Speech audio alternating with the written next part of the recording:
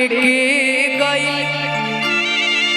अरे दिल सखी उहे दिल हमर लेके गई। लेकिन सूर्यवंशम फिल्म आई थी भोजपुरी में, पवन सर और आस्था देखी, तो ये गाना था उसमें कि दिहिया में आग लगा के आते बंदा भीतर के जागा के, कि दिहिया में आग लगा के आते बंदा भीतर के जागा के, तकाहे झनकेलू झनका के आदाते से उड़नी दबा के आवे के तकाहे झनकेलू झनका के दाते से उड़नी दबा के।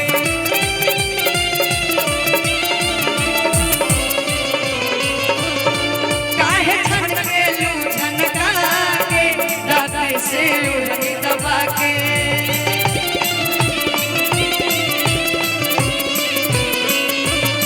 उदहिया में आग लगा के देवता भीतर के जागा के, दहिया में आग लगा के मत भीतर ले जाके, उदहिया में आग लगा के देवता भीतर के जागा के।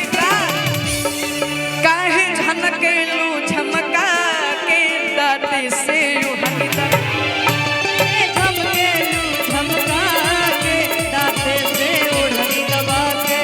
काहे झनकेलू झमका के दाते से उड़नी दबा के।